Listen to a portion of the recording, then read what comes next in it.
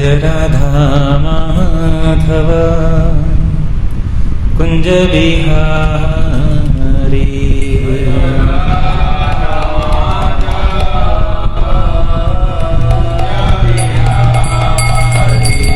जय राधा माधव कुंज बिहारी।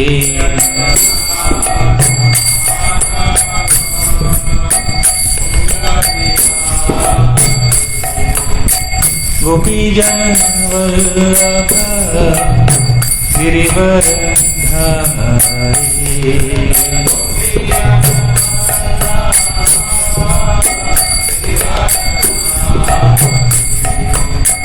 गोपीजन वल्लभ गिरिवरधारी।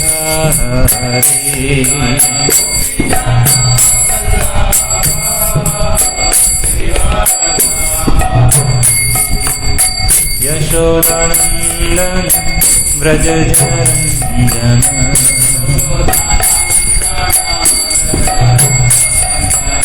यशोदानंदन व्रज रंजन।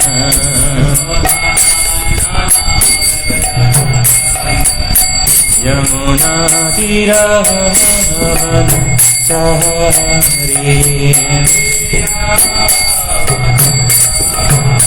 यमुना तीरवनचारी।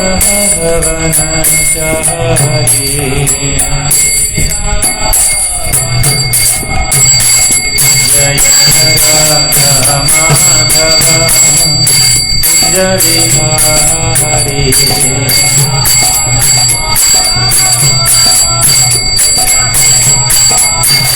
जय राधा माधव कुंज बिहारी।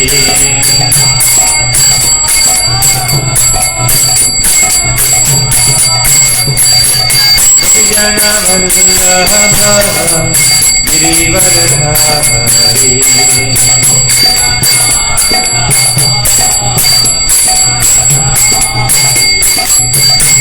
जन वल्लभ गिरिवरधारी।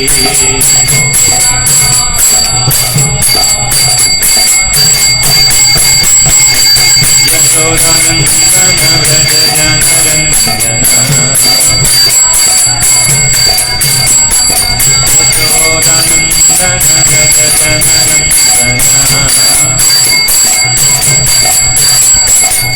यमुना तीरवनचारी। यमुना तीरवनचारी।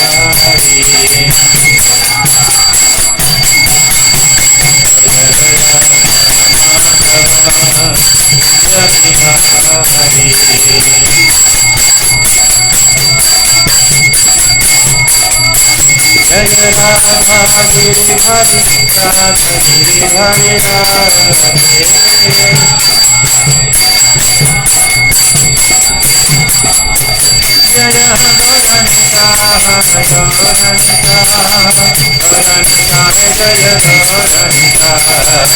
जय गौरनिता गौरनिता गौरनिता जय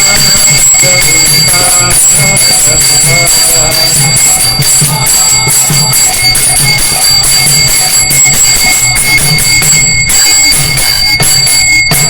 जय जय श्री श्री राधा गिरधारी भगवान की जय। श्री श्री गौरताई भगवान की जय। जगत गुरु श्रील प्रभुपाद की जय। निताई गौर प्रेमानंदे।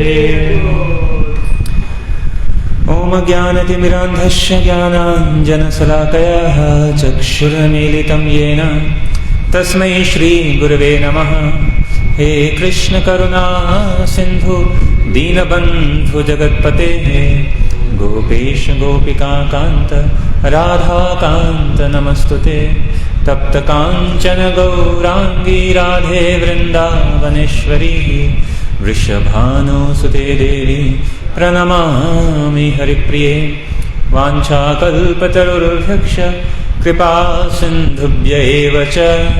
पतितानां पावनेभ्यो वैष्णवेभ्यो नमो नमः। जय श्री कृष्ण चैतन्य प्रभु नित्यानंद, श्री अद्वैत गदाधर श्रीवासादि गौर भक्त वृंद। हरे कृष्णा कृष्णा कृष्णा हरे हरे, हरे राम राम राम हरे हरे।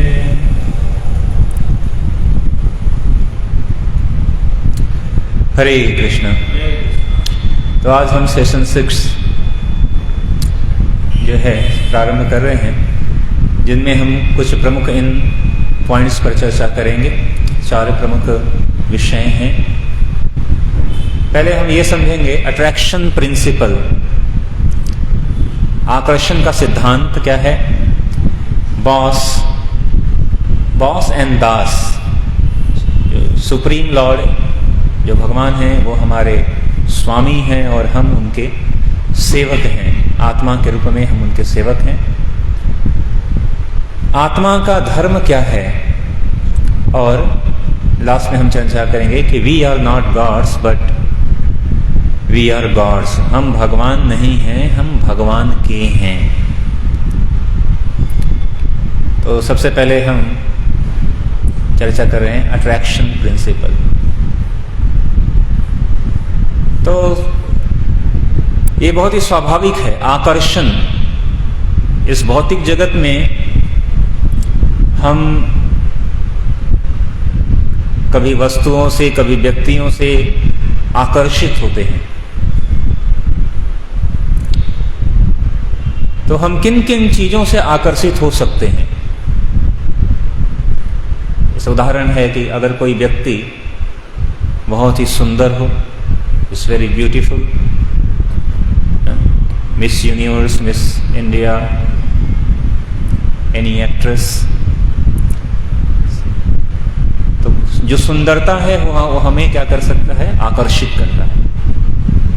और क्या ऐसी चीजें हैं जो हमें आकर्षित कर सकता है। Any clue? क्या? Wealth. Yes, if anybody is very wealthy, is very rich person, तो वो हमें आकर्षित कर सकता है। ये बहुत ये है इंडिया का सबसे धनी व्यक्ति है या वर्ल्ड का सबसे धनी व्यक्ति है, one of the richest person in the country और वर्ल्ड, वो हमें आकर्षित कर सकता है। और क्या आकर्षित कर सकता है? व्यक्तित्व, personality. Is anybody has a very unique personality, उसकी पर्सनालिटी बहुत अच्छी है। तो पर्सनालिटी मीन्स एक तो एक्सटर्नल पर्सनालिटी होगी, उसका व्यक्तित्व। जब व्यक्तित्व की बात करते हैं तो उसमें दोनों चीजें शामिल है। एक तो आउटर मीन्स फिर से वही आ गया, उसकी सुंदरता, उसका appearance, how he is appearing. और एक व्यक्तित्व होता है कि उसकी इनर क्वालिटी, ये अंदर से वो कैसा है। ठीक है, और वेरी नाइस। और क्या, और किससे हम आकर्षित हो सकते हैं?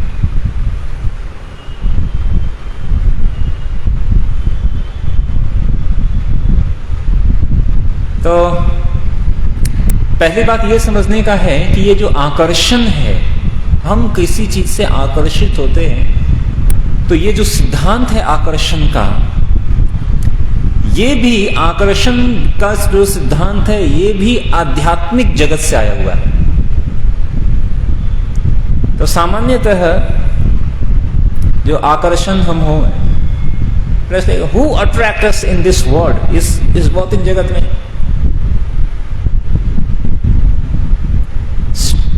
कोई व्यक्ति बहुत ही शक्तिशाली हो, हम देखते हैं everyone is attracted to someone beautiful, someone very strong, someone very wealthy. इससे आसानी से हम लोग आकृष्ट होते हैं। क्यों? तो इसका रीजन बताया गया है।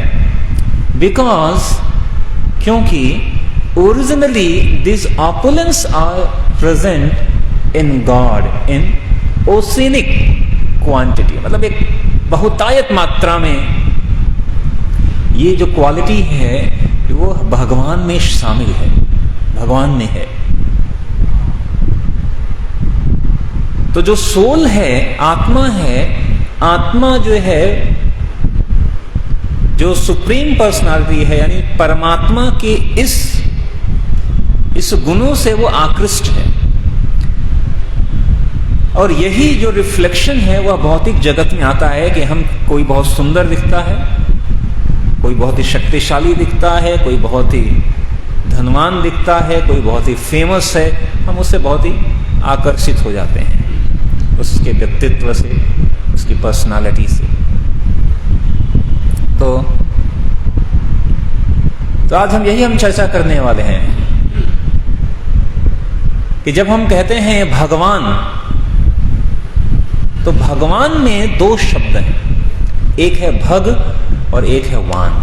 जैसे धनवान, धनवान मतलब धन और वान, धन मतलब पैसा, वान मतलब जो रखता है, जिसके पास है ऐश्वर्य। धन को रखने वाला धनवान, गुण को रखने वाला गुणवान। ठीक है, इसी तरह भग जिसके पास है, भग को रखने वाला भगवान। ऐसे यह श्लोक में भी है, यह श्लोक पराशर जो मुनि, उन्होंने कहा ऐश्वर्यस्य समग्रस्य वीर्यस्य यशसः सः। तो the great sage Parashar defines Bhagavan is one who is full in 6 opulence. तो व्यासदेव जो हैं, उनके पिताजी पराशर मुनि हैं, तो उन्होंने कहा कि भगवान का मतलब होता है भग और वान। भग मतलब होता है ऐश्वर्य यानी ऑपुलेंस। तो कितने प्रकार के ऑपुलेंस हैं? तो 6 ऑपुलेंस हैं। इसीलिए कई बार कहते हैं षड ऐश्वर्यशाली, संस्कृत में कहते हैं षड, षड मतलब 6, षड ऐश्वर्यशाली भगवान। तो 6 ऐश्वर्य में से एक है सुंदरता, एक है धन, एक है ज्ञान, एक है फेम मतलब प्रसिद्धि या यश, स्ट्रेंथ मतलब शक्ति, बलवान, और रिनंसिएशन मतलब वैराग्य। तो अगर कहा जाए कि भगवान कौन है, तो कहते हैं कि भाई देखो, ये 6 ऐश्वर्य जिसके अंदर है वो भगवान। कहेंगे भाई ये 6 ऐश्वर्य तो हम सबके अंदर भी है, कुछ कुछ मात्राओं में। तो भगवान वो है जिसके अंदर ये 6 ऐश्वर्य जो है फुल्ली कंप्लीट ओशियनिक क्वांटिटी में हो। हम सब के अंदर भी ये है। कोई व्यक्ति भी बहुत सुंदर हो सकता है, कोई व्यक्ति भी बहुत धनवान हो सकता है, कोई व्यक्ति भी बहुत बुद्धिशाली हो सकता है, कोई व्यक्ति भी बहुत प्रसिद्ध हो सकता है, कोई व्यक्ति वह वैराग्य वाला हो सकता है। लेकिन कोई ये नहीं कह सकता कि मैं इस पूरे ब्रह्मांड में सबसे सुंदर। हालांकि एक अवार्ड आता है जिसमें कहा जाता है मिस यूनिवर्स। मिस यूनिवर्स भी 1 साल 2 साल के लिए यूनिवर्स रहते हैं, कुछ समय के बाद शी बिकम ओल्ड, झुर्रियां आ जाएंगी, फिर वो मिस यूनिवर्स नहीं रहेगा। या कोई मिस हैंडसम, मिस्टर हैंडसम है, कोई मिस्टर इंडिया, मिस्टर हैंडसम। तो भगवान मतलब कि जिसमें ये 6 चीजें, this makes God all attractive to everyone. क्योंकि जो अट्रैक्शन है वो इन चीजों से होता है। देखिए, कोई व्यक्ति बहुत सुंदर नहीं है लेकिन बहुत ही ज्ञान है उसके पास, तो भी लोग उससे आकृष्ट होते हैं। बहुत सुंदर तो नहीं है लेकिन बहुत धनवान है, लोग उससे भी। तो ऐसा नहीं कि केवल सुंदरता ही आकृष्ट करती है, ये 6 चीजें हैं जो किसी व्यक्ति को अपनी तरफ खींचती हैं। और ये जो 6 चीजें हैं वास्तविक रूप में, the soul being a part and parcel of God possesses similar characteristic of God but in a minute proportion। हम सब में भी ये 6 चीजें हैं लेकिन बहुत ही कम मात्रा में। भगवान में ये अधिक मात्रा में, बहुतायत मात्रा में। तो अभी हम यही चर्चा कर रहे थे, भग मतलब ऐश्वर्य।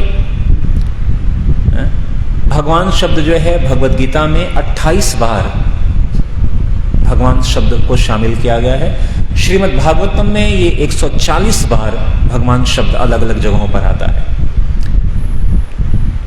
और ऑपुलेंस में जो वान मतलब जो यह रखता है, in the term of wealth, कोई कह सकता है कि मैं लखपति हूं, मैं करोड़पति हूं, कोई व्यक्ति कह सकता है मैं अरबपति हूं, लेकिन भगवान कौन है? लक्ष्मीपति। भगवान कह रहे हैं आई एम द लक्ष्मीपति। तो पहला जो ऑपुलेंस है सुंदरता, हम बात कर सकते हैं सुंदरता की। तो भगवान जो है सबसे सुंदर है। अनेकों जगह पर भगवान की सुंदरता के लिए प्रार्थना है। कंदर्प कोटि कमनीय विशेष शोभम गोविंदमादि पुरुषम तमहम भजामि। भगवान की सुंदरता कैसी है? कंदर्प कोटि, करोड़ों कामदेव की सुंदरता को मात देने वाली। तो जैसे इससे हम ये भी समझ सकते हैं कि भगवान कौन है। कई बार लोग कहते हैं, कोई व्यक्ति कहता है मैं भगवान हूं, या किसी व्यक्ति को भगवान बनाते हैं, ये स्वामी भगवान है। तो आपको कैसे पता करना है? आज मैं जो बता रहे हैं इससे आप बहुत आसानी से पता कर सकते हैं कि कौन भगवान है। तो भगवान मतलब जो सबसे सुंदर है, सबसे सुंदर। और सबसे सुंदर होने का मतलब कि उनकी सुंदरता कभी कम नहीं होती है, कि आज सुंदर है और कल सुंदर नहीं रहेंगे। भगवान ऐसा नहीं कि आज सुंदर हैं और कुछ समय के बाद सुंदर नहीं रहेंगे। इसीलिए शास्त्र में वर्णित है कि भगवान की जो उम्र है वो, भगवान कभी बूढ़े नहीं होते हैं। आपने कभी कभी देखा है, कभी भगवान राम या कृष्ण का कोई पिक्चर ऐसा देखा हो जिसमें दिखा हो कि भगवान के जो है ऐसे बड़ी बड़ी मूछें और बड़ी बड़ी दाढ़ी और भगवान स्टिक लेकर ऐसे चल रहे हो? आज तक कहीं किसी मंदिर में देखा है क्या ऐसा? चाहे साउथ में तिरुपति बालाजी से लेकर जो है नॉर्थ में भगवान राम या कृष्ण, या पंढरपुर से लेकर, मतलब महाराष्ट्र में पंढरपुर, मतलब कहीं भी बद्रिकाश्रम से लेकर कहीं भी आप चले जाओ, never ever you see that Ram and Krishna या नारायण या विष्णु जो है उनके ऐसे बड़ी बड़ी दाढ़ी। भगवान की जो उम्र है वो कैसे बोलते हैं? नव यौवनम च। क्यों? क्योंकि कोई भी व्यक्ति सबसे सुंदर कब होता है? अपने यौवन अवस्था में। ठीक है। कई बार लोग अलग अलग जगहों पे लोग क्लेम करते हैं कि ये हमारे गुरुजी भगवान के अवतार हैं, या हमारे स्वामी ये बाबा जी भगवान है। अरे काहे का भगवान? इसीलिए भगवत गीता में लिखा गया है जन्म कर्म च में दिव्यम। भगवान का जन्म कर्म ये सब दिव्य है। भगवान हमारी तरह जन्म नहीं लेते हैं। हमने जन्म कैसे लिया? हमें फोर्स किया गया। हम अपनी चॉइस से जन्म नहीं लिए थे। भगवान अपनी चॉइस से जन्म लेते हैं। तो जो सबसे सुंदर है, और दूसरा हम ये समझ सकते हैं कि देखिए ये किसी व्यक्ति के अंदर जो सुंदरता है वो आती कहां से है। जैसे कोई व्यक्ति बहुत सुंदर है, कोई व्यक्ति सुंदर नहीं है। कोई व्यक्ति बहुत सुंदर है, मैं उतना सुंदर नहीं। हमने चॉइस किया? नहीं किया। तो किसने चॉइस किया और किसने ये सुंदरता दी या नहीं दी?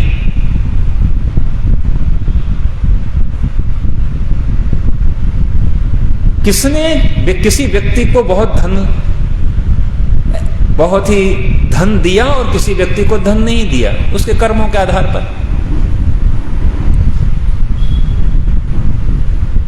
तो वो है कौन?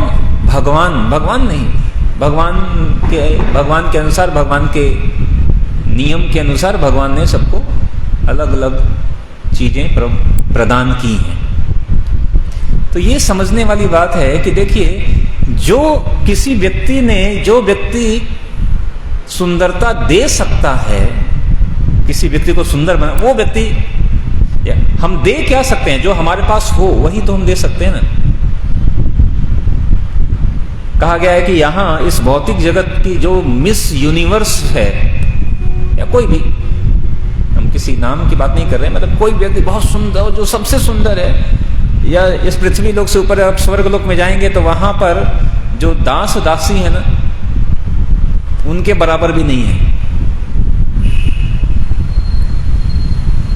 उच्च लोकों में बहुत, उससे भी कई अधिक सुंदरता है। पर पॉइंट ये है कि ये सुंदरता को देने वाला भगवान सबसे सुंदर है, और सबसे सुंदर हैं और हमेशा ही रहेंगे। यहाँ पे कोई व्यक्ति आज बहुत सुंदर है, हम देखते हैं कई बार, एक बहुत पहले एक न्यूज आई थी कि एक एक्ट्रेस थी, फेमस एक्ट्रेस, वो एक दिन आईना देख रही थी और उसने देखा अपने वाइट हेयर्स को और झुर्रियों को, एंड शी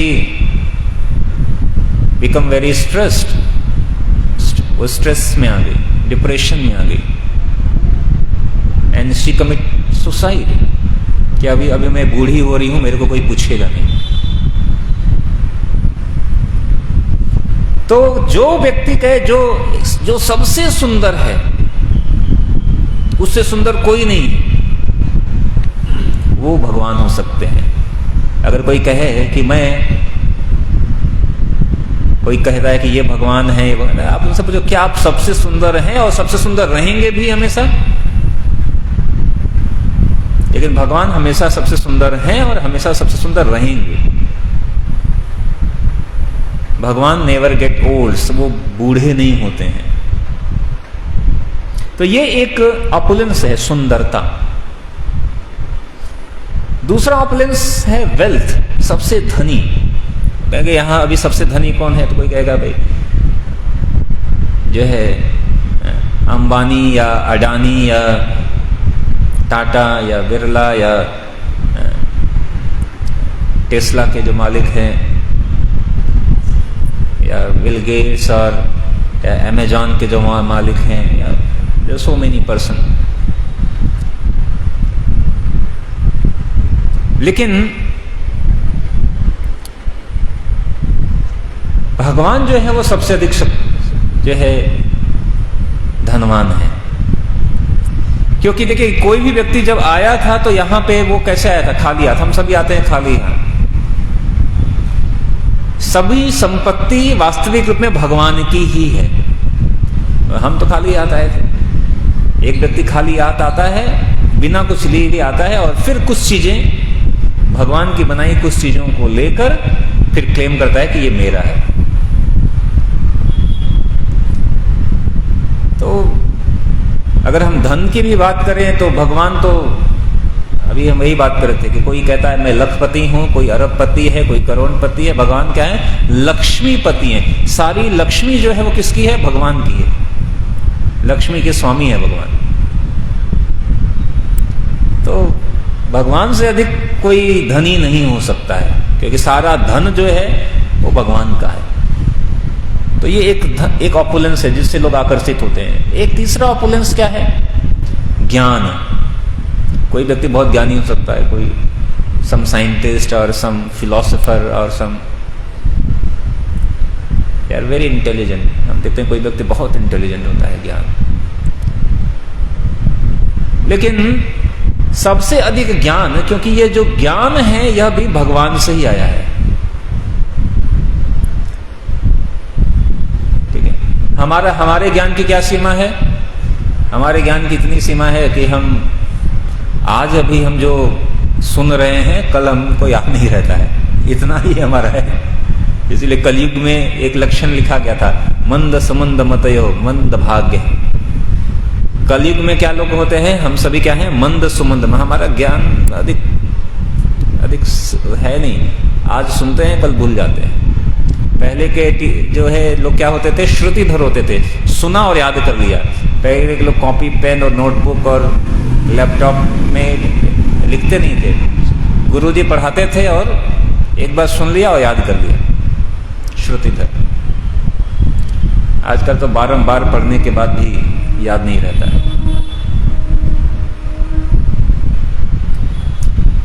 लेकिन भगवान का ज्ञान क्या है? श्रीमद् भगवद गीता में अर्जुन भगवान से कहते हैं, भगवान कहते हैं कि मैंने ये ज्ञान जो है, मैं अभी जो तुम्हें दे रहा हूं, ये ज्ञान करोड़ों साल पहले सूर्यदेव विवस्वान को दिया था। और फिर भगवान कहते हैं कि तुम्हें याद नहीं है लेकिन मुझे याद है। हमारी ज्ञान कितना है? हमारा ज्ञान कुछ मिनटों का, कुछ दिनों का, कुछ महीनों का। लेकिन भगवान जो है, भगवान का ज्ञान क्या है? सिर्फ इस जन्म नहीं, हमारा अनेकों जन्म, और सिर्फ एक व्यक्ति नहीं, इस संसार में जितने भी व्यक्ति हैं, हर व्यक्ति, जैसे अगर मैं क्या सोच रहा हूं ये आप नहीं जान रहे हैं, या आप क्या सोच रहे हैं मैं नहीं जान रहा हूं। आपके बगल में व्यक्ति आपके बारे में क्या सोच रहा है हमें पता नहीं, लेकिन भगवान सबके मन की बात। इसलिए भगवान का एक नाम है, भगवान क्या है? अंतरात्मा। भगवान सबके अंतरात्मा की बात जानते हैं। इसलिए कई बार हम अलग अलग व्यक्ति अलग अलग भगवान से प्रार्थना करते हैं, लेकिन भगवान तक वो पहुंचता है। तो जितने भी कोई व्यक्ति अगर कहे कि मैं भगवान हूं, तो उससे पूछना चाहिए कि क्या आप सबसे अधिक ज्ञानी हैं? और ऐसा नहीं है कि भगवान को देखो हर भाषाएं भी आती हैं। ठीक है, आप अगर गुजराती में प्रार्थना करें, कोई इंग्लिश में प्रार्थना करे, कोई जर्मन में करे, या कोई चाइनीज में करे, या कोई, यहां तक कि कोई व्यक्ति बिना शब्दों को बोले ही मन में प्रार्थना करे,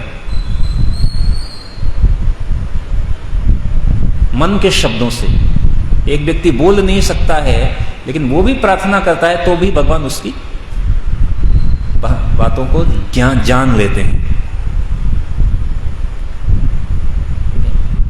यहां पर क्या है कि हो सकता है कि कोई हमारे सामने बहुत अच्छी अच्छी बात बोला और मन में हमें गाली दे रहा हो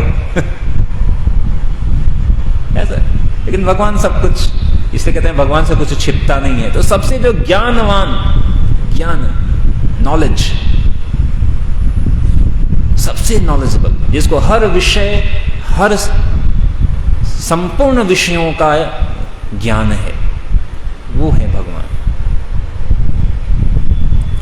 और स्ट्रेंथ, जो सबसे शक्तिशाली है, बाहुबली जो, तो भगवान की शक्ति कितनी है? भगवान अपने सबसे छोटी उंगली पर पूरा एक पहाड़, गोवर्धन पहाड़ उठा लिए 7 दिन 7 रात तक।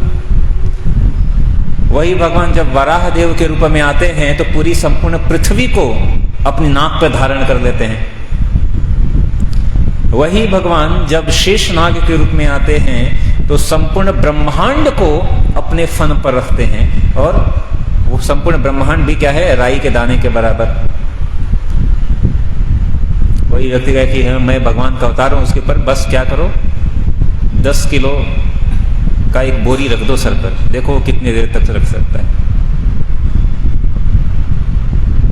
तो सबसे शक्तिशाली, सबसे ये शक्ति, संपूर्ण शक्ति भी कहां से आती है? ये भगवान की देन है। कोई व्यक्ति वेट लिफ्टिंग में हो सकता है 100 किलो का वेट लिफ्टर हो, लेकिन भगवान छोटे मोटे नहीं, भगवान पूरा ब्रह्मांड को धारण करने वाले। तो सबसे शक्तिशाली अगर कोई है तो वो है भगवान। फेम, प्रसिद्धि, कोई व्यक्ति आनंद में बहुत प्रसिद्ध हो सकता, कोई अपने घर में बहुत प्रसिद्ध होता है, कोई अपने मोहल्ले में बहुत प्रसिद्ध होता है, कोई अपने राज्य में बहुत प्रसिद्ध हो सकता है, कोई व्यक्ति पूरे अपने देश में प्रसिद्ध हो सकता है। आप किसी दूसरे देश में जाकर पूछो, who is Gandhi, do you know Gandhi? somebody knows and most of the people don't know.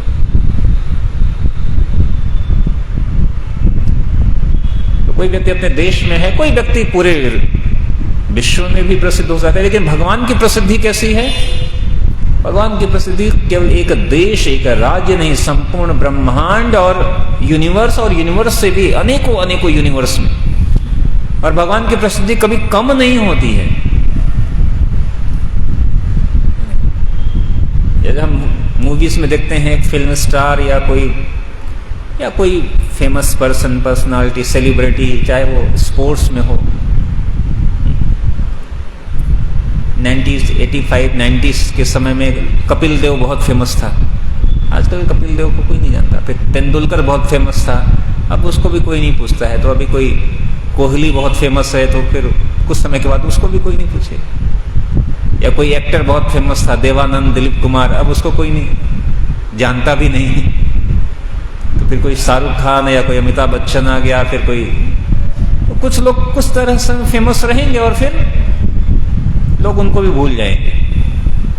तो किसी की जो प्रसिद्धि है वह भी कुछ समय के लिए और कुछ निश्चित दायरे के लिए ही रहती है, लेकिन भगवान की प्रसिद्धि अनंत काल से। अगर आप अपने दादाजी के दादाजी के दादाजी से भी अगर पूछते तो वो भी कहेंगे हाँ बहुत फेमस है भगवान, उत्तर से दक्षिण, पूरब से पश्चिम, और अभी भी हैं और आने वाले समय में भी भगवान उतना ही प्रसिद्ध रहेंगे। तो भगवान उससे अधिक, जो सबसे अधिक प्रसिद्ध हो और जिसकी प्रसिद्धि यश कभी कम ना हो, वो है भगवान। और एक अपुलेंस है जिसे कहते हैं रिनंसिएशन, मीन्स वैराग्य। वैराग्य का मतलब समझते हैं क्या होता है? हा? त्याग करना। त्याग का मतलब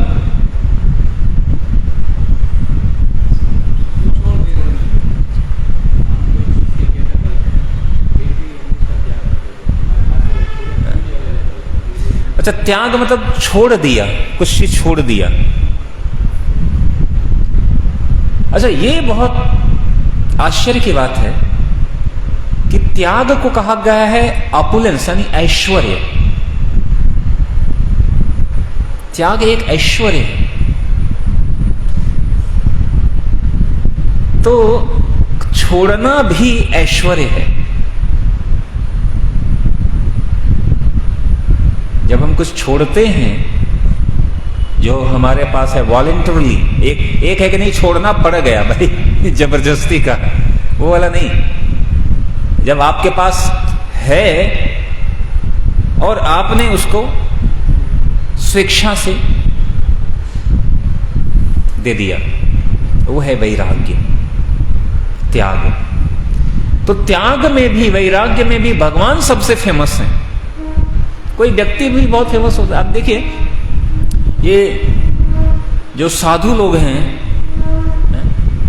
हम किसी साधु को देखते हैं, हम कहते हैं महाराज आइए आइए महाराज। अच्छा, महाराज मतलब क्या होता है? राजा मतलब जिसके पास कुछ धन हो, कुछ शक्ति हो। तो महाराज मतलब जिसके पास कुछ धन से, मतलब राजा जैसा, जिसके पास कुछ है। और एक व्यक्ति जिसके पास कुछ भी नहीं है, जिसने सब कुछ छोड़ दिया, लेकिन उसको भी कहा जाता है महाराज, महाराज जी आए, महाराज जी आए। क्योंकि ये ऐश्वर्य है। क्योंकि छोड़ना भी, पकड़ना सब चाहते हैं, छोड़ना सबके बस की बात नहीं है। आपके पास अगर कुछ करोड़ रुपए मिल जाए तो उसको रखना सब लोग चाहेगा, लेकिन करोड़ रुपए हैं आपके पास और उसको छोड़ कर आना, ये आसान कार्य नहीं है। ये भी एक, इसलिए कहा कि भगवान जो है वैराग्य में भी सबसे बड़े हैं। हमारे पास जेब में 10 रुपए हैं और वो 10 रुपए भी किसी को देने में सोचना पड़ता है, दे रहे हैं। लेकिन देखिए, सब कुछ है भगवान का, सब कुछ। ये धरती, आकाश, पृथ्वी, जल, अग्नि, वायु, आकाश, सब, ये धन संपदा, सब कुछ भगवान का होने के बाद भी भगवान अभी जैसे हमने कोई जमीन खरीद लेकर, अब ये मेरी जमीन है, जमीन हम बना के थोड़ी लेकर आए थे, हमने तो बस कब्जा कर लिया है एक तरह से। या कोई वस्तु हमने खरीदा और ये मेरी है, किसी को देना बड़ा मुश्किल होता है। लेकिन भगवान जो है वो सबसे वैराग्यशाली हैं, सब कुछ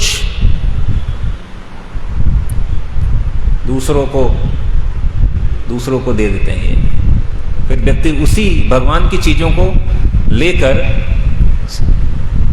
उसको इस्तेमाल करके कई बार फिर व्यक्ति कहता है भगवान है ही नहीं। भगवान की बनाई हुई हवा, भगवान का बनाया हुआ पानी, भगवान की बनाई धरती आकाश, सबका इस्तेमाल करके एक व्यक्ति कहता है अरे भगवान कुछ है ही नहीं, ये सब तो हौसला है। तब भी भगवान कहते हैं ठीक है, ओके। भगवान का जो वैराग्य है वह सबसे उच्चतम अवस्था सब है। कोई अगर वैराग्य में भी है सबसे नंबर 1, तो कहने का मतलब कि ये जो 6 चीजें हैं, 6 ऑपुलेंस, 6 ऑपुलेंस, इन सब में सबसे अधिक जो पूर्णतम सबसे हम किसी व्यक्ति में भी वैराग्य हो सकता है, कोई व्यक्ति भी सुंदर हो सकता है, कोई व्यक्ति भी शक्तिशाली हो सकता है, कोई व्यक्ति भी प्रसिद्ध हो सकता है, कोई व्यक्ति भी ज्ञानवान हो सकता है, कोई व्यक्ति भी वैराग्यशाली हो सकता है, लेकिन जिसमें ये 6 गुण, 6 ऐश्वर्य पूर्णतम मात्रा में हो, वो है भगवान। और ये 6 चीजें लोगों को क्या करती हैं? आकृष्ट करती हैं। Just like the reflection indicates that the real object must exist. ये क्या कह रहा है कि अगर कोई प्रतिबिंब दिख रहा है, इसका मतलब कि वास्तविक वस्तु भी है, तभी तो प्रतिबिंब दिख रहा है। Elsewhere, this short-lived, minute opulence in material world indicates that the real opulence must be in the spiritual world. क्योंकि यहां पे ये ऐश्वर्य हैं, लेकिन ये ऐश्वर्य क्या है? प्रतिबिंब मात्र है। जैसे यहां पर ज्ञान है, लेकिन यहां पे ज्ञान आध्यात्मिक जगत के ज्ञान के बराबर में कुछ नहीं है। यहां पे सुंदरता है, लेकिन ऊपर की सुंदरता के मामले में कुछ नहीं है, ये ऊपर का प्रतिबिंब है। तो यहां पर जो भी हम कुछ दिख रहे हैं, ये इस बात का प्रतीक है कि इससे पूर्ण मात्रा में ये कहीं ना कहीं ऊपर एग्जिस्ट करता है। तो यही बात यहां पे कह रहा है कि यहां पर एक तरह से फॉल्स ऑपुलेंस है, टेम्पररी, परमानेंट नहीं। तो अगर यहां टेम्पररी है तो कहीं ना कहीं तो परमानेंट होगा, तभी तो उसका प्रतिबिंब है।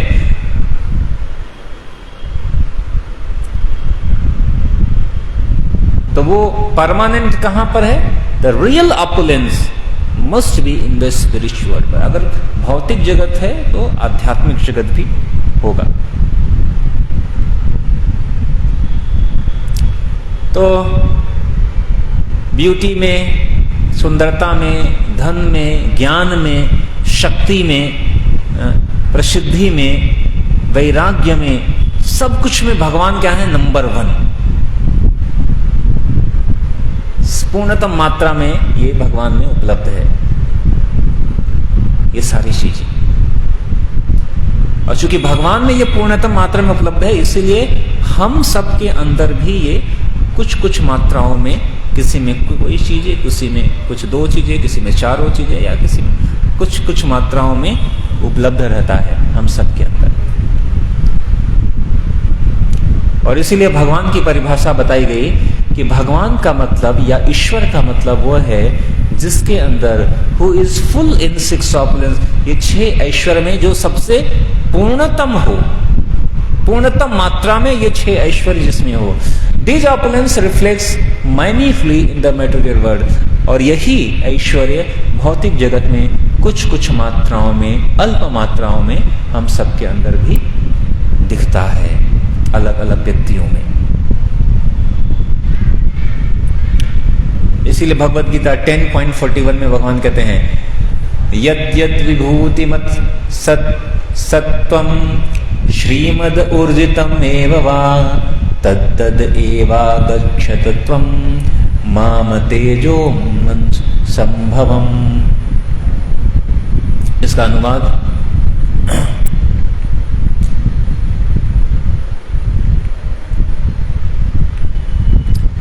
know that all opulent, beautiful and glorious creations spring but a spark of my splendor। भगवान करें ये सारी जो सुंदरता या से ऐश्वर्य है, ये सब मेरे द्वारा ही निकला हुआ है।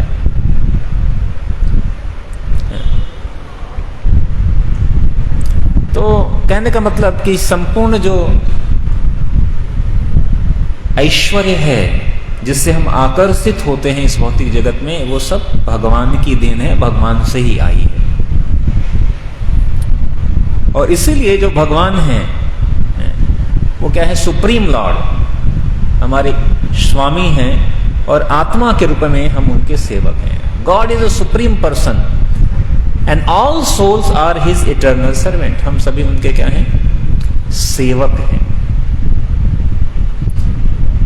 तो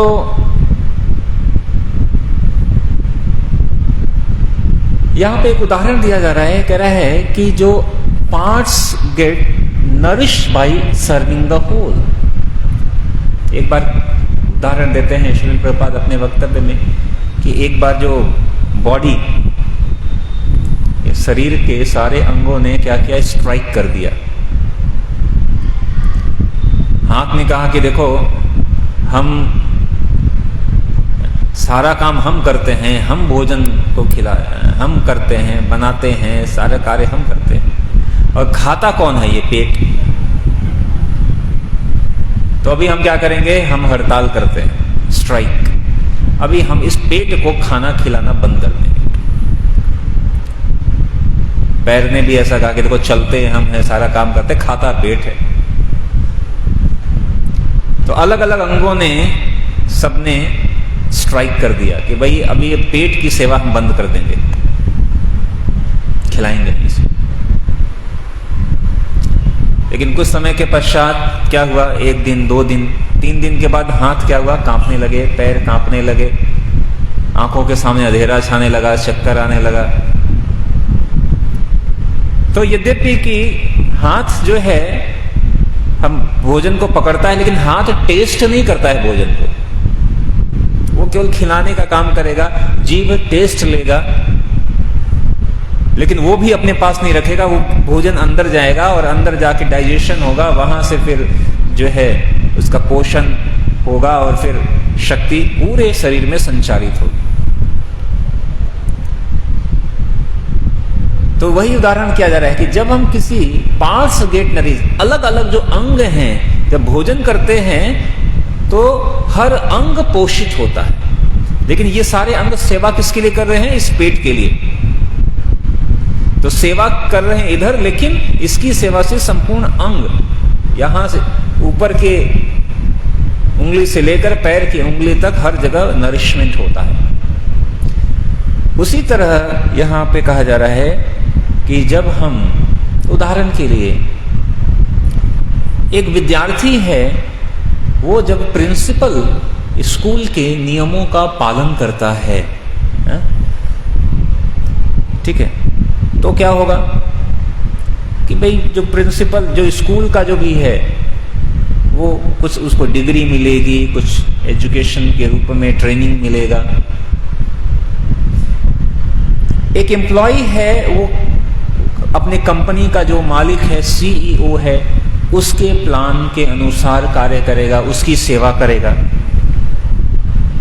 तो उसको उस कार्य की उसको सैलरी मिलेगी, कुछ फैसिलिटी मिलेगी, कुछ इंक्रीमेंट, पर्क्स, ये सारे मिलेंगे।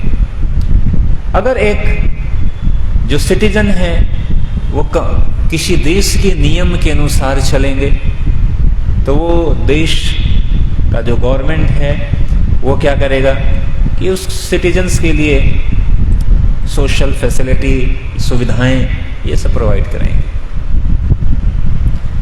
तो ये जो सेवा भावना है, देखिए हर जगह है। ये जो सेवा है ये किसी हम सब के अंदर नेचर में है, हमारी प्रवृत्ति है।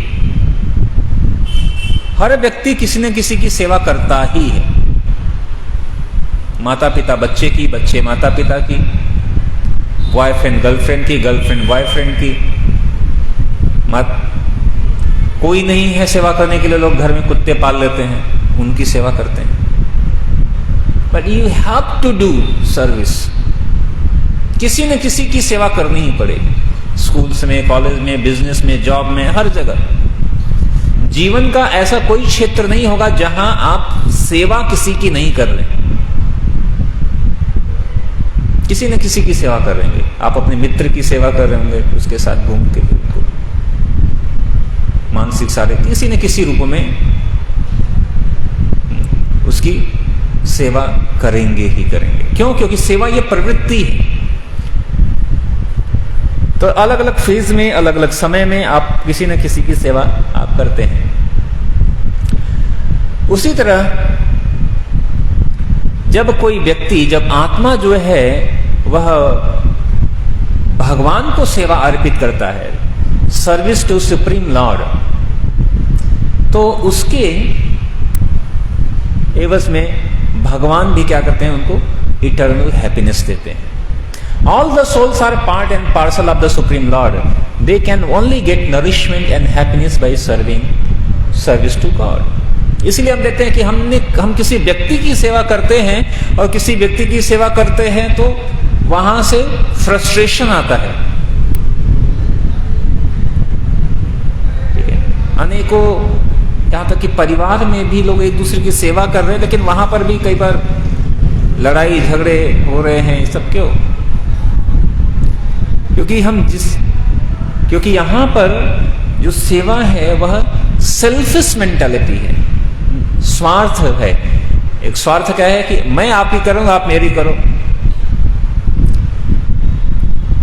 लेकिन जब कोई निस्वार्थ सेवा करता है, बिना स्वार्थ के, श्रीमद् भागवत में और उदाहरण दिया जाता है कि जैसे एक पेड़ है, पेड़ में हम पानी कहां देते हैं? जड़ में। और जब जड़ में पानी देते हैं तो वो पानी अलग अलग तना के अंदर, वृक्ष के हर एक कोने में, पत्ती में, आप अलग अलग पत्ती के लिए अलग पानी नहीं देते हो। जड़ में पानी दोगे, हर जगह पहुंच जाएगा। उसी तरह अगर हम मूल में अगर हम सेवा करें, जब पानी दें, जैसे अगर भगवान की जब हम सेवा करते हैं तो उनकी सेवा से सभी प्रसन्न हो जाते हैं, सभी प्रसन्न हो जाते हैं। क्योंकि हम सभी क्या हैं? भगवान के ही अंग हैं। We are the part and parcel.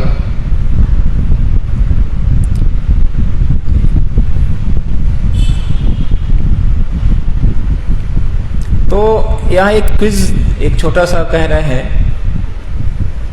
कि एक टेबल बनाना है, एक तरफ लिखना है डिवाइन और एक तरफ है डेमोनिक। डिवाइन का मतलब दिव्य और डेमोनिक का मतलब आसुरी गुण। तो दैवी गुण मतलब में क्या क्या आ सकते हैं? दैवी गुण,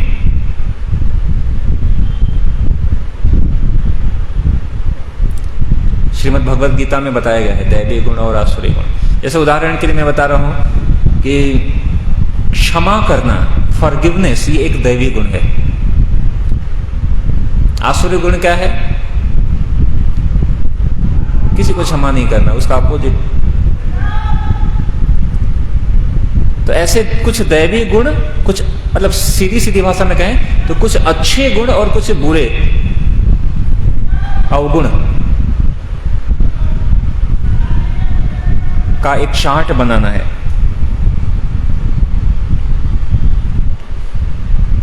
डिवाइन क्वालिटी एंड डेमोनियक। तो बताइए कुछ जैसे और उदाहरण देते हैं। जैसे ईमानदारी एक दैवी गुण है। डेमोनिक क्या हो गया इसका? बेईमानी, ये आसुरी गुण है। तो इस तरह कुछ गुण बताइए। हाँ, दया, दया एक दैवी गुण है। हाँ, सत्यता, सच बोलना, ठीक है, ये एक दैवी गुण है। ठीक है, पहले दैवी गुण बात कर लेते हैं। और कोई अच्छा गुण बताइए।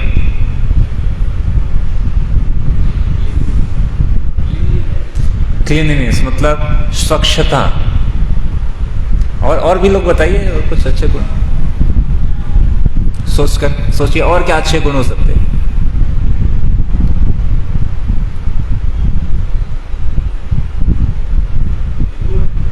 हाँ, क्या बोले? हाँ, समझे नहीं? गुण, हाँ वही, कौन से गुण, वही तो पूछ रहा हूं। ये गुण की ही हम बात कर रहे हैं, मतलब दैवीय गुण। तो कौन से गुण? जैसे सच बोलना गुण है, तो और कौन से अच्छे गुण चाहते हैं आप?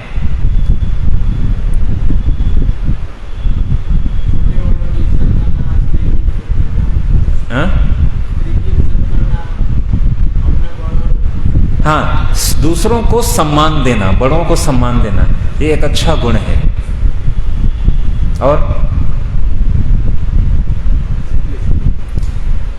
सरलता, ये एक अच्छा गुण है।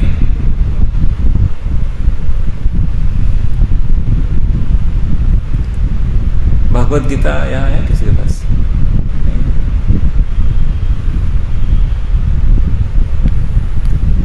तो आप एक बार भगवत गीता खोलिए, उसमें भगवान ने पूरी लंबी लाइन दे रखी है।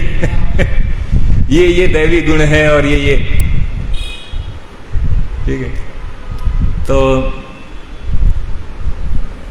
एक मिनट, अगर संभव है तो आपको भगवत गीता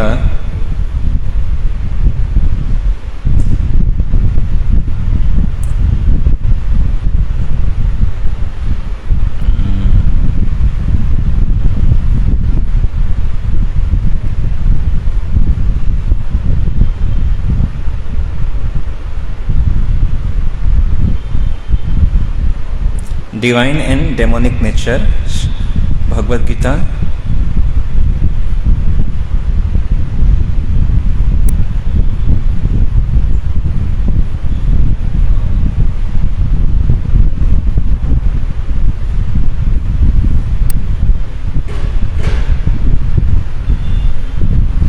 अब चैप्टर 16 अध्याय 16 भगवत गीता का, ये आप इसको पढ़िएगा। तो यहां पर भगवान ने देखो बहुत ढेर सारे गुण बताए हैं।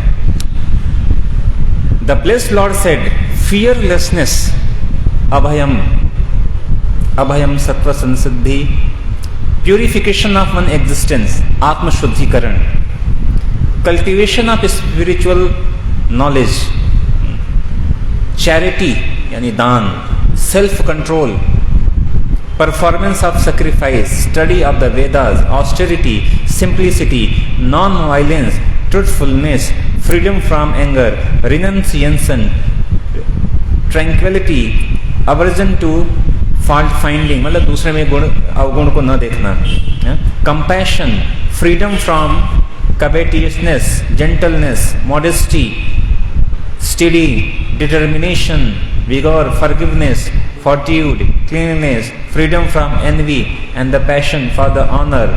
These transcendent qualities, O son of Bharata, belong to godly men endowed with divine nature. ऐसे अनेकों गुण।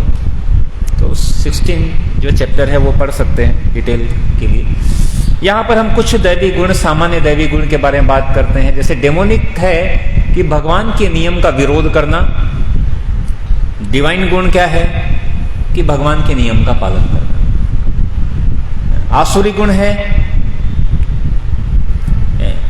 Selfishly concern about one's own, अपने सुख के बारे में ही सोचना, इंद्रिय तृप्ति के बारे में सोचना। डिवाइन गुण क्या है कि निस्वार्थ रूप में दूसरों की सेवा के बारे में, भगवान की सेवा के बारे में सोचना, कार्य करना।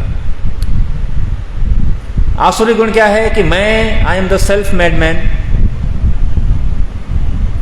और दैवी गुण क्या है कि मैं भगवान को, ये भगवान की कृपा से हुआ है, उनका धन्यवाद देना, ग्रेटफुलनेस। आसुरी गुण है just do it, eat drink and enjoy. Divine गुण है कि नहीं, जस्ट डू इट नहीं, करने से पहले सोचो, और पाप पूर्ण कार्यों से दूर रहो, अवॉइड सिन, उसके लिए चेतन रहो। एग्जाम्पल है डेमोनिक का दुर्योधन और डिवाइन का युधिष्ठिर महाराज या पांडव। तो डिवाइन और डेमोनिक नेचर अलग अलग ये नेचर्स हैं। तो ये जो गुण हैं, तो देखिए भगवान के भी अंदर गुण है, तो ये तो जो किसी व्यक्ति में जो गुण है तो किसी व्यक्ति में होगा। इसलिए यहां पे हम चर्चा कर रहे हैं कि क्या भगवान, क्या वो केवल इम्पर्सनल है या पर्सन है? भगवान केवल शक्ति है, कोई प्रकाश है, या भगवान एक व्यक्ति है? अधिकतर जगह पे लोग कहते हैं कि भगवान क्या है, भगवान एक प्रकाश है, या भगवान एक शब्द है, या भगवान केवल अक्षर है, या भगवान नहीं, भगवान भी एक व्यक्तित्व है। एक बार एक बहुत ही रियल इंसिडेंट है। एक बार एक इस्कॉन के एक सन्यासी दुबई एयरपोर्ट पर थे। फ्लाइट थोड़ा लेट हो गया था, तो वहाँ बैठे हुए थे और भगवान के नाम का जप कर रहे थे। तो वहाँ पर जब अजान होती है तो सब लोग सारे काम बंद करके नमाज पढ़ते हैं, क्योंकि मुस्लिम कंट्री है वहाँ पर। तो अजान का समय हुआ, सब लोग नमाज पढ़ने लगे, लेकिन वो अपना चैंटिंग कर रहे थे। तो खत्म हुआ, तो वहां पर एयरपोर्ट पे एक व्यक्ति था, उसने बुलाया वो स्वामी जी को और उनसे कहा कि अभी आप क्या कर रहे हैं? तो उन्होंने कहा कि मैं भगवान के नाम का जप कर रहा हूं।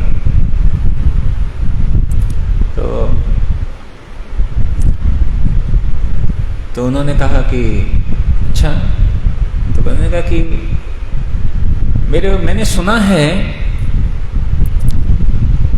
कि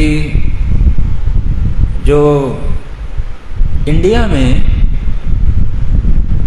लोग पत्थर को पूजते हैं, पत्थर।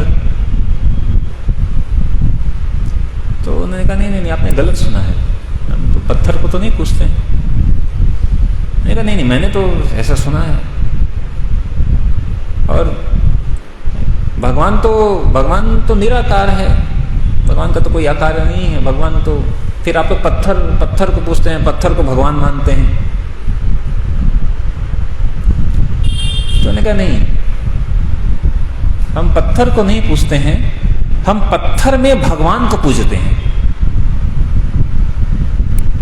पत्थर को नहीं पूजते, पत्थर के अंदर भगवान को पूजते हैं। और उन्होंने कहा कि ऐसा भी नहीं कि हम हर सरेआम चलते हुए किसी भी पत्थर को पूजते हैं। आप सड़क पे चलो, कोई पत्थर है गए ना, ये नहीं, पत्थर में भगवान को पूजते हैं। जैसे उदाहरण के लिए कि अगर हमारे पिताजी का फोटोग्राफ है, तो पिताजी का फोटोग्राफ मतलब वो तो फोटोग्राफ है, पिताजी तो नहीं है। लेकिन उस फोटोग्राफ को हम क्या रखेंगे, कहीं अच्छी जगह पर रखेंगे। वैसे नहीं कि उस फोटोग्राफ को हम उसको फोटोग्राफ के ऊपर रखकर उसके ऊपर हम पैर रखेंगे, नहीं, ऐसा तो नहीं करेंगे ना। लेकिन पिताजी तो नहीं है क्या, पिताजी का फोटोग्राफ है। तो वो फोटोग्राफ भी पिताजी है, हालांकि पिताजी नहीं है, लेकिन पिताजी को रिप्रेजेंट कर रहा है फोटोग्राफ, और इसलिए वो फोटोग्राफ भी पिताजी की तरह ही सम्माननीय है। अच्छे जगह पर रखेंगे उसको। उसी तरह जो भगवान जो है, कई बार पत्थर में भगवान को या लकड़ी का जो है विग्रह बनाकर, या संगमरमर का बनाकर या अलग अलग रूपों में। तो उन्होंने कहा कि अच्छा, मैं आपसे कुछ पूछना चाहता हूँ। उन्होंने कहा हाँ। उन्होंने कहा कि देखिए, जैसे मैं अभी भगवान का नाम ले रहा था, आप लोग अभी अजान हुआ तो आपने कुछ नमाज पढ़ा कुछ? उन्होंने कहा हाँ। उन्होंने कहा अच्छा, आपने नमाज पढ़ा तो आपको क्या लगता है कि जो अल्लाह है उन्होंने आपकी प्रार्थनाएं सुनी होंगी? कहा यस। उन्होंने कहा पक्का? उन्होंने कहा हाँ। उन्होंने कहा अच्छा, तो आपको क्या लगता है कि अल्लाह ने अगर प्रार्थना सुनी होगी तो हम सुनते कैसे हैं? कान। तो अल्लाह के कान होंगे, सुने होगा, तो अल्लाह केवल कान है? उन्होंने कहा कि हाँ, आप जो कार्य कर रहे हैं अल्लाह आपको देख रहा होगा? उन्होंने कहा हाँ। कहते अल्लाह की कुछ आंखें भी होंगी?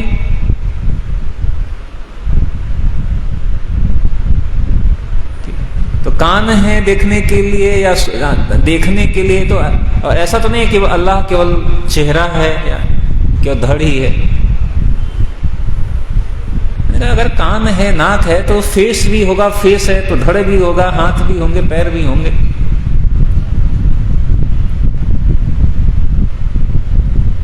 तो वो व्यक्ति ने कहा नहीं, बात आप सही कह रहे हो। तो जो भगवान है, भगवान क्या, या कई बार लोग कहते हैं भगवान प्रकाश है। तो एक्चुअली वास्तविक रूप में जो हमारे शास्त्र में बताया गया है कि भगवान को 3 रूपों में उनको समझा जा सकता है, और वह है कि भगवान जो है ब्रह्मेति परमात्मेति भगवानेति शब्दते। ब्रह्म के रूप में, यानी ब्रह्म मतलब एक निराकार के रूप में। भगवान निराकार है, इसका मतलब ये है, ऐसा नहीं है कि भगवान का कोई आकार नहीं है। भगवान निराकार है, इसका मतलब कि भगवान का हमारी तरह आकार नहीं है, हमारी तरह भौतिक आकार नहीं है। भौतिक आकार मतलब जैसे हम जन्म लेते हैं, मरते हैं, वैसा नहीं। हमारा भौतिक शरीर नहीं है भगवान का। भगवान का शरीर क्या है? दिव्य है। तो जब हम निराकार कहते हैं, यानी कोई कहता है भगवान केवल प्रकाश है।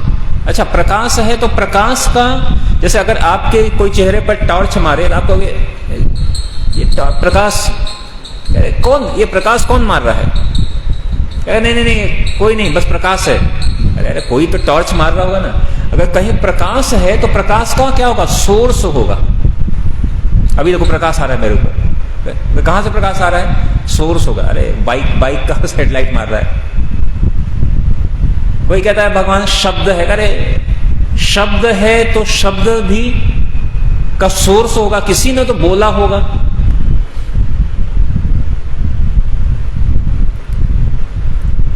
तो भगवान को जब प्रकाश के रूप में संबोधित किया जाता है तो भगवान प्रकाश क्या है? भगवान के शरीर से दिव्य प्रकाश निकलता है। भगवान के शरीर से दिव्य प्रकाश निकलता है, और वही है ब्रह्म तेज। तो ये चाहे जो अलग अलग रूपों में जहां पे कहा जाता है कि भगवान प्रकाश है, तो चूंकि भगवान के शरीर से निकलने वाला प्रकाश भी दिव्य है, इसलिए भगवान के शरीर से निकलने वाला प्रकाश भी भगवान की तरह ही दिव्य है। लेकिन ये एक लोअर अंडरस्टैंडिंग है कि भगवान निराकार है। हमारे शास्त्र कहते हैं भगवान निराकार भी है लेकिन साकार भी है, लेकिन कुछ लोग कहते हैं भगवान का आकार है ही नहीं। देखिए, हमारे पास आकार है और हमारे पास आकार है, और कोई कहे कि भगवान निराकार है, इसका मतलब क्या है? इसका मतलब कि देखो, हमारे पास वो चीज है जो भगवान के पास नहीं है, इसका मतलब यही हुआ। और हमारे पास वो चीज है जो भगवान के पास नहीं है, यानी भगवान हमसे कमतर हुए। देखिए, हमारे पास जो कुछ है सब कुछ भगवान की देन है।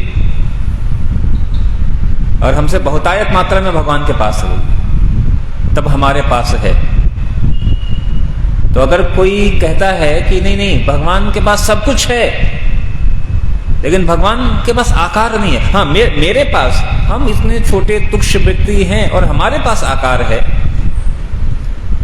लेकिन भगवान के पास आकार नहीं है, मतलब ये एक लॉजिक भी नहीं बनता है।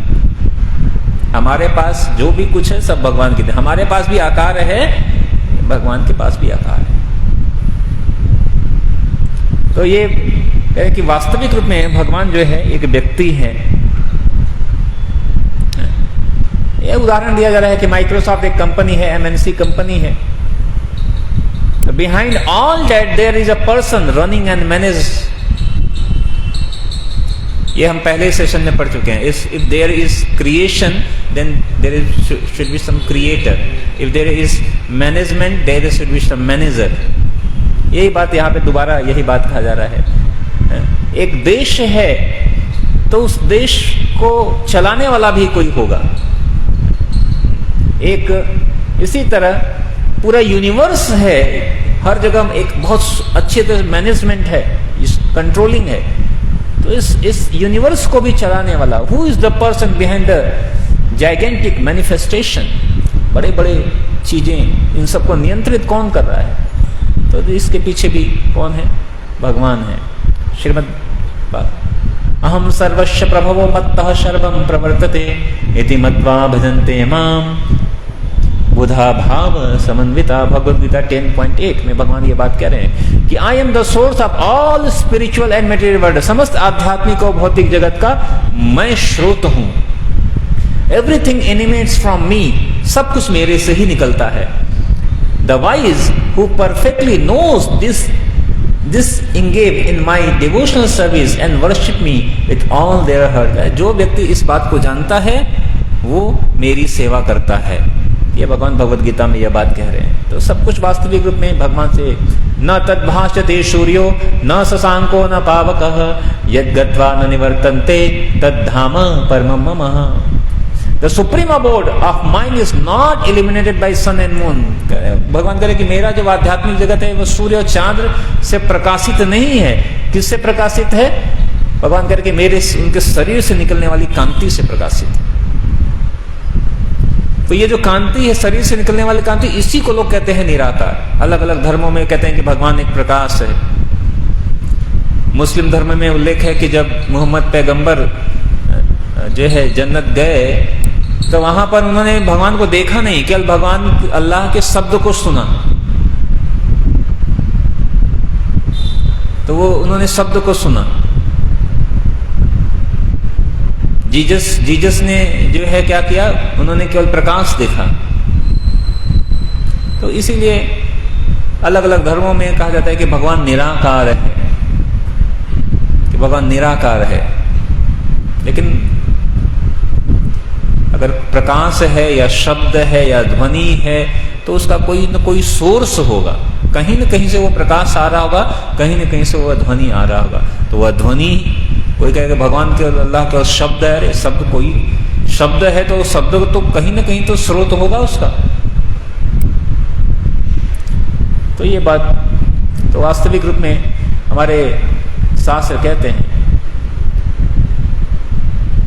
कि जो भगवान है वह साकार है वास्तविक रूप में, और भगवान के शरीर से ब्रह्मा, ये तीन अनुभूति है। ब्रह्मेति यानी निराकार के रूप में, परमात्मेति यानी सभी हृदय अंदर शरीर में परमात्मा के रूप में, और भगवान और साक्षात भगवान के रूप में। ठीक है, तो आज हम यहाँ तक करते हैं। इसको हम आगे कंटिन्यू करेंगे अगले सेशन में इसको, क्योंकि ये थोड़ा लंबा जाएगा, तो अगले सेशन में इसको कंटिन्यू करेंगे। तो आज हमने डिस्कशन में दो चीजें डिस्कशन की कि एक कि जो हम सभी 6 ऐश्वर्य हैं जिसे आकर्षित होते हैं, हम में भी वो ऐश्वर्य है लेकिन कम मात्रा में है। भगवान में वो ऐश्वर्य पूर्णतम मात्रा में, वह पूर्णतम मात्रा में है। और जिसमें ये 6 ऑपुलेंस पूर्ण मात्रा में होता है वही वास्तविक रूप में भगवान हो सकते हैं। ये भगवान की परिभाषा है। ऐश्वर्यस्य समग्रस्य वीर्यस्य यशस्य वैराग्य। तो तो ये 6 ऐश्वर्य जिसमें पूर्णतम मात्रा में वो भगवान है। और हम सभी जो है भगवान के सेवक हैं। भगवान स्वामी है और हम सभी सेवक हैं। और हम तब तक ही प्रसन्न रह सकते हैं जब तक हम स्वामी की सेवा करते हैं। तो हम सबके अंदर जो सर्विंग एटीट्यूड या प्रवृत्ति है, और किसी न किसी की हम सेवा कर ही रहे हैं और करेंगे ही, लेकिन अभी तक हम जिसकी भी सेवा करते हैं उससे हमें फ्रस्ट्रेशन मिलता है। लेकिन हम जब भगवान की सेवा करते हैं तो वहां से अल्टीमेट हैप्पीनेस आती है। तो ये 2 पॉइंट्स अभी तक हम चर्चा किए हैं, और इसके आगे 2 पॉइंट्स और हैं जो अगले सेशन में चर्चा करेंगे। हरे कृष्ण।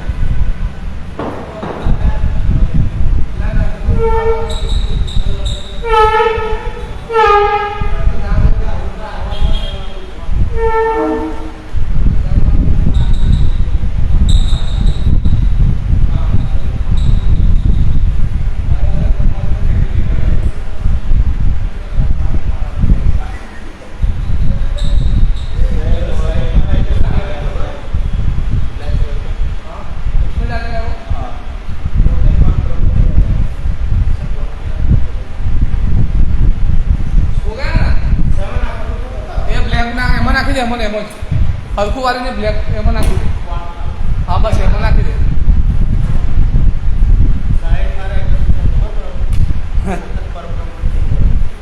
बहुत ब्रह्मपत છે ને તારી કઈ શું જાય છે જ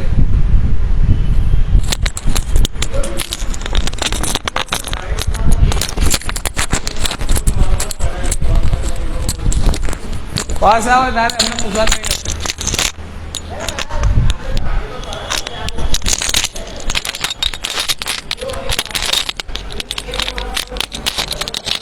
ये प्रभु जी ऐसा रखता हूँ हाँ तो निकाल दिया मैं ये काम ये छुट्टा करना हो गया ना ये तो हो गया निकाल दिया हाँ एकदम नहीं लेकिन ये कहाँ है ये माइक कैसे माइक कैसे निकालते हैं हाँ ठीक हो गया माइक ये क्या नहीं होता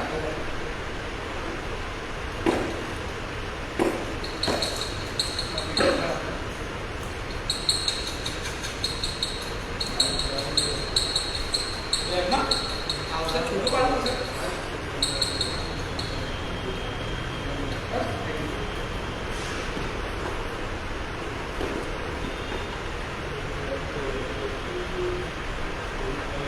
मैं आ गया मतलब नूडल्स का कर रहे थे और कुछ कैसे निकालना